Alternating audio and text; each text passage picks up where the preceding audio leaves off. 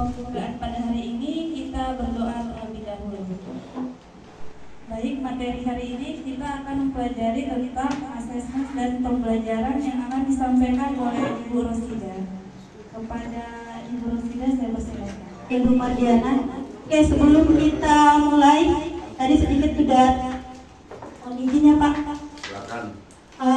Kita ice breaking sebentar dulu sebelum kita melaksanakan kegiatan hari ini.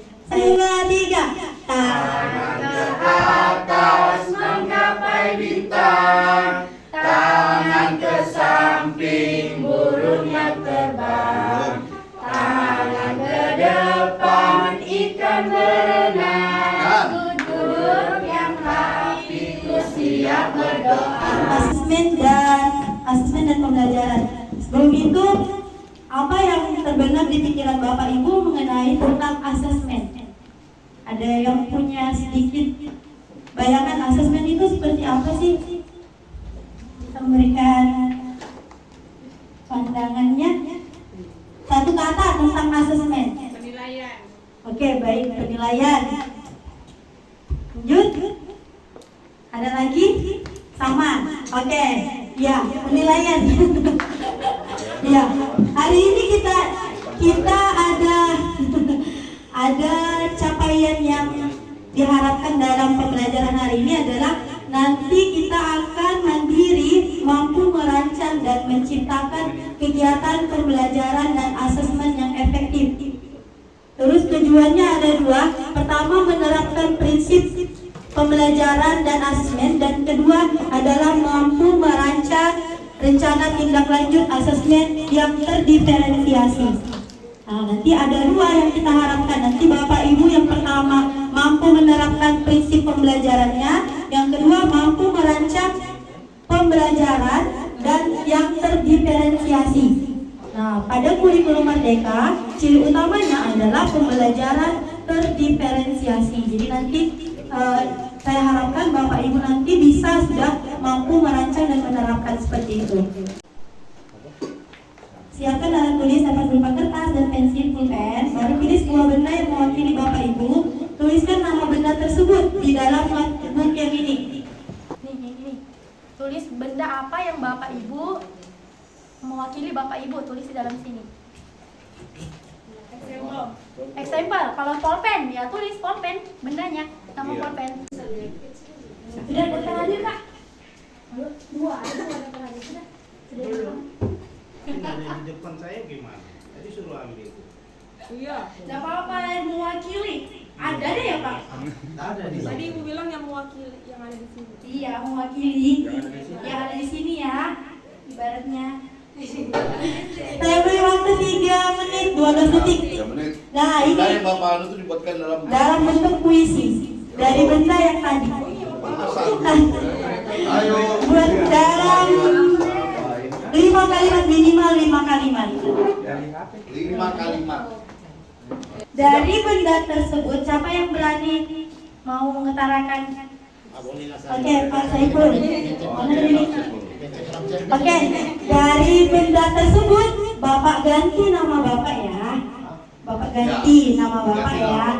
Tadi Bapak ambil benda apa namanya? HP, berarti HP diganti nama Bapak. Terima kasih. Ini saya ambil benda yang ada di depan saya, HP Pak. Ya. Ini puisinya. Bentukmu kotak lucu, warnamu menarik, indah. Suara syahdumu merangsang otakku. Ku miliki kau dengan mahar yang ada. Melaluimu aku mengenal yang tak ku kenal. Aku bertanya kau jawab. Aku mencari kau memberi. Saiful, kau memang kekasihku.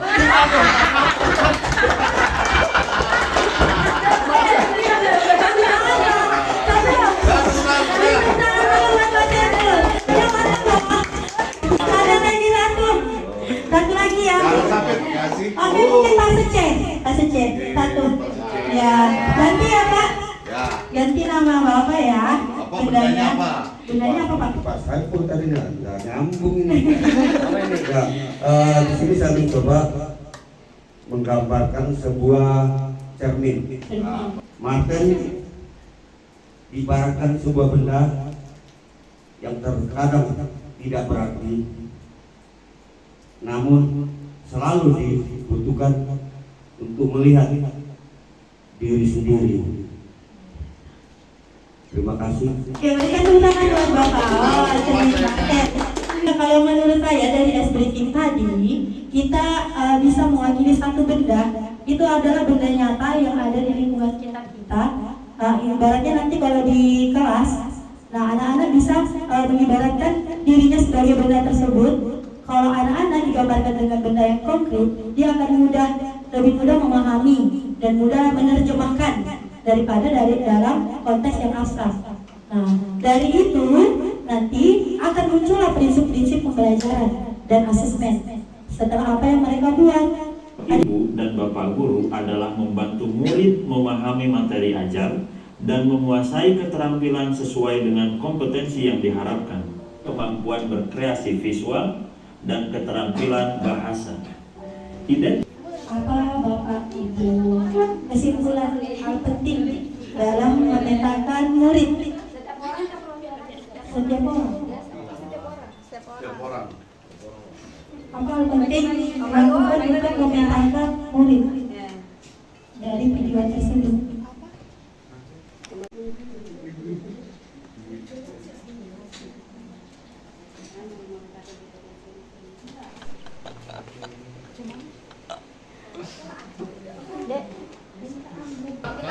Baik, Assalamualaikum warahmatullahi wabarakatuh. Waalaikumsalam warahmatullahi wabarakatuh. Di sini saya akan menyampaikan materi tentang memahami capaian pembelajaran. Capaian pembelajaran merupakan tujuan akhir di setiap fase pembelajaran siswa. Capaian pembelajaran adalah kompetensi minimum yang harus dicapai peserta didik untuk setiap mata pelajaran. CP dirancang dengan mengacu pada standar kompetensi lulusan SKL dan standar ISI. Jadi CP ini harus dicapai peserta didik dalam setiap mata pelajaran. Ini tadi sudah lihat kerangka dasar kurikulumnya, ada struktur kurikulum, capaian pembelajaran, prinsip pembelajaran dan asesmen. Tadi sudah kita prinsip pembelajaran dan asesmen, sekarang capaian pembelajaran. Nah, CP ini sifatnya given dari pemerintah, tidak dapat diubah. Satuan pendidikan diberikan keluasan untuk menentukan kurikulum operasional sekolah. Understanding by Design merupakan sebuah kerangka kerja dengan fokus dan proses perencanaan dan struktur yang memandu pengembangan kurikulum, asesmen, dan instruksi pembelajaran. Proses perencanaan ini fokus pada dua hal, jadi fokusnya ada dua hal. Yang pertama, pengajaran dan asesmen membangun pemahaman dan kemampuan learning transfer, kemampuan mengimplementasikan hasil belajar dari performa autentik.